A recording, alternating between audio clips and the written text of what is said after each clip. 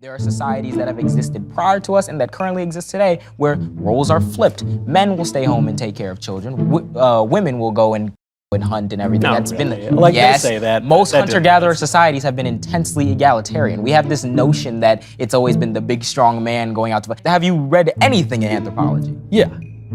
And what book told you that there aren't really societies in which there are the mythical Amazons and a few examples. En este video, veremos a Michael Knowles, quien es un conservador, comentarista político, actor. Además, tiene su propio canal de YouTube. He traducido parte de una conversación que él tuvo con un activista progre. En esta conversación se habló de diferentes temas, pero en esta ocasión verás el segmento en el que Knowles le pregunta al activista ¿qué es una mujer?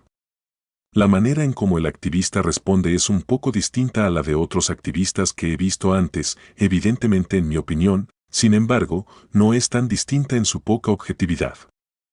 Verás cómo intenta darle un sentido mítico a toda la cuestión. Además, será un ejemplo perfecto para que puedas previsualizar cómo estas ideologías están entrando a la mente de la juventud actual. Mira el video completo y coméntame qué es una mujer y qué harás para que tu hijo o hija no sea impregnado e ideologizado por los progres. Can a man become a woman? That's a weird question to ask. It's a weird question. It's kind of weird that we have to ask it, isn't it? Well, no, because different societies have always been fluid and have always worked. So it's like when you ask, can a man become a woman? It's like, well, a person can become whatever they want, but it's like if you're subscribing to the category of man, then unless you stop subscribing to that category. A person can't become whatever he wants. A person can't become a seagull, for instance. Well, so he can't become whatever he wants. Yeah, because we have to stick within our species. Yes, I understand that. You can't physically become a seagull. But so I'm saying, can one become the opposite? Man and woman is not objective in the fact that a seagull and a human is. Those are completely different. Yeah, in one we're talking about differences in species, and one we're talking about differences in sex. So my question is, can one sex become the opposite sex? Y aquí empezamos con el primer inconveniente. Es decir, que yo puedo modificar cualquier parte de mi cuerpo para que sea igual al de otra persona. Pero que yo sepa, aun cuando realice estas modificaciones, eso solo hará que en apariencia yo parezca algo que no soy. Y si estamos hablando de que puedo modificarme y ser lo que yo quiero ser, ¿por qué eso limitaría a que yo no me convierta, por ejemplo, en un chimpancé, dado que según la ciencia, compartimos una similitud de 99% en nuestro ADN? Can a man become a woman? Can an individual man become an individual woman? Yeah, if they were identifying as a man first and then they said, nah, I'm gonna shift up and I wanna become a woman, then yes, they can. But like the category of man, what do you mean, how? How can that man become a woman? So when it comes to sex and when it comes to gender and everything, there are many different biological processes to determine one sex and then corresponding with that.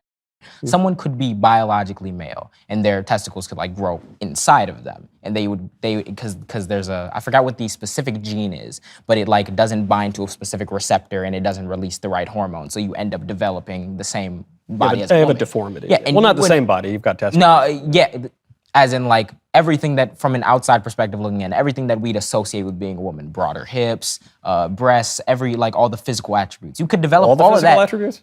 Yeah. Well, I mean, obviously outside of like a uterus or something, but like you could, and even then there are women who don't. But anyway, besides the point, you could develop all those things that would classify anyone in any other circumstance as a woman. They're not all those things. You've just admitted they're like the central essential things you're not developing. Is your the central essential thing? That's the differentiator. So what what sex are intersex people are real, correct?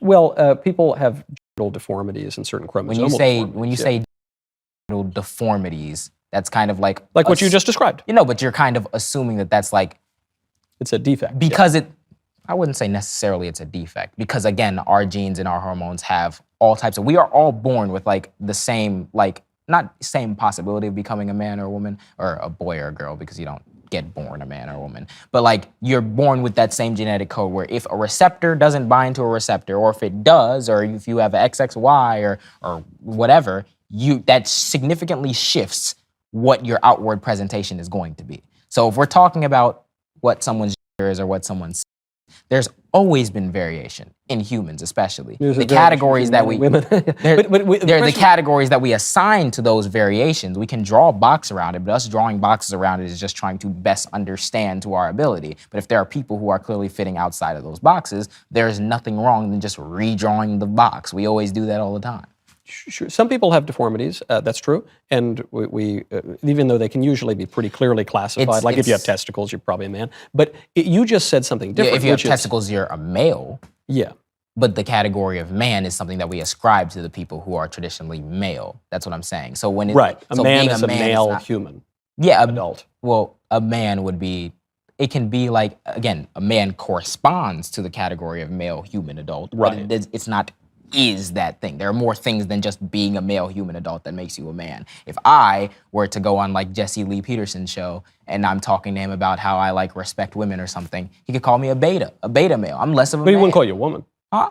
He could call me womanly. He's called people on multiple occasions who said, he said he's no, I'm pretty sure he would call me a woman because he would call he's you literally womanish. He wouldn't think you're an actual. Well, he has a lot of things going on, so he could probably call me womanly, woman, all of the above. He thinks womanish people who are refers to a liberal, man who behaves in an effeminate way. he thinks that people who are liberal are women or womanly anyway. So he could call me all of the above. The point being that the category of man is much more than just what chromosomal makeup you have. Even in a society where you can say, oh, that's acting womanly. There are societies that have existed prior to us and that currently exist today where roles are flipped. Men will stay home and take care of children. Women will go and hunt and everything. No, That's really. been Like yes, they say that. most that hunter-gatherer societies have been intensely egalitarian. We have this notion that it's always been the big strong man going out to fight. That's not even like a realistic expectation, because if your big strong man is always the one going out to hunt, that means they're always the most likely one to die, and then you with that strategy, and as opposed if you all work together, which is why we're such a social species. That's been established. So you would send the women, the weaker out to hunt? There's societies that Wouldn't do you that all also the do- time. I go There hunt with aren't them. really. Is the thing. What do you mean there aren't in- really? in- Have you read anything in anthropology? Yeah. And what book told you that there would aren't be- really societies in which there are the mythical Amazons and a few examples. I'm pretty sure you can go on PBS and Which like the tribes would you website point to that are in which the women go out? Oh, for the life of me, we studied multiple tribes in what is it? It's sub-Saharan Africa. I know it's southern. Is it in Ghana? I forgot exactly what the name of the tribes were. We had a whole chapter in my anthropology course where we talked about conceptions of gender and sexuality throughout different cultures. And there's, I can't remember the name and it's gonna eat me alive, but there are groups in which the women will hunt and do the tackle and everything. They do this, they have another thing called, it's kind of like self-deprivation, where if someone goes out and gets a kill, they won't brag about it. If they brag about it, then the other people will joke back at them, but in a fierce way to Humility? diminish. Yeah, humility is good. Yeah, but it's not even you imposing your own humility. It's they will humble you if they feel like you're, because they all feel like that's the right. Humiliation. Yeah, a lot of things that we do are correct or fit for our society because we believe that it is that way. But that's not to say that there aren't societies in which people work together. Even in our society, is a lot more egalitarian we work in together. principle because women can't just afford to sit at home and not work anymore as much as they used to. We're all kind of working together to provide that income and make children get a better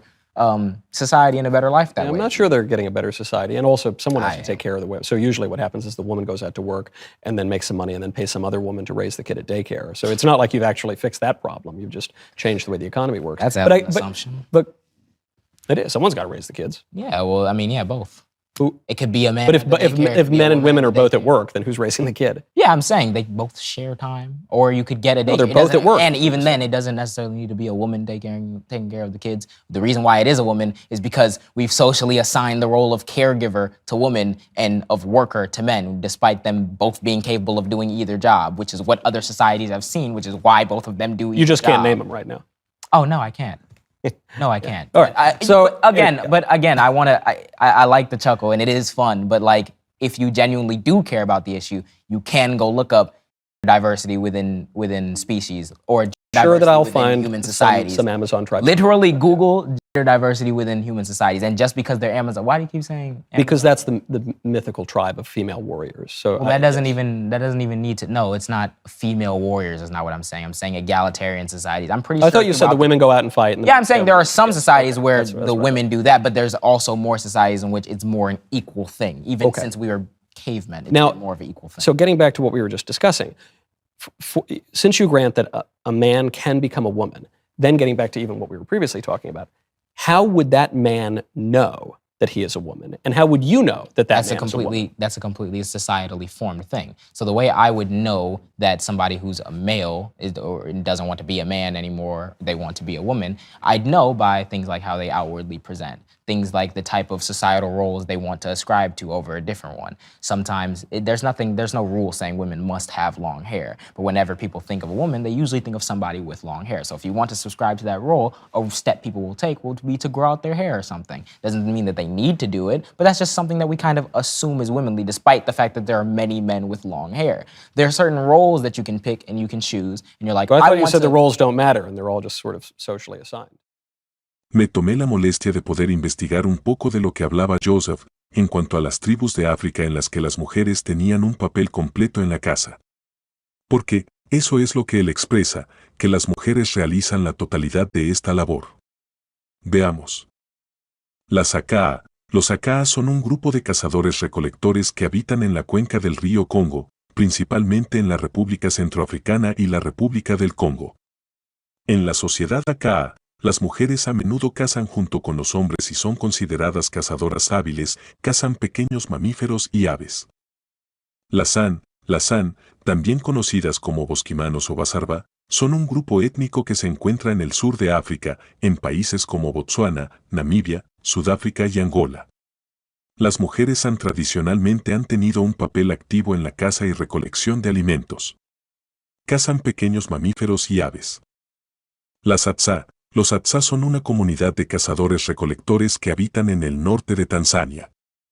En la sociedad Atsa, las mujeres a menudo participan en la caza de pequeños animales, como pájaros y roedores, además de contribuir a la recolección de alimentos. Las Mbuti, los Mbuti, también conocidos como pigmeos del bosque, son un grupo de cazadores-recolectores que habitan en la selva tropical del Congo, en África Central.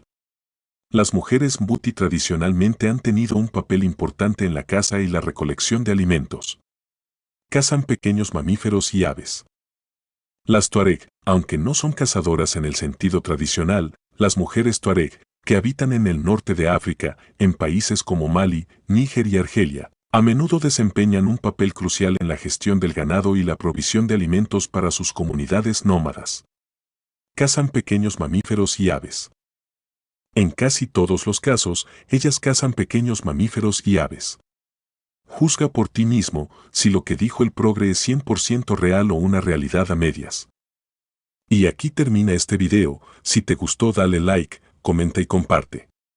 Y si no estás suscrito, suscríbete. Gracias, hasta el próximo video.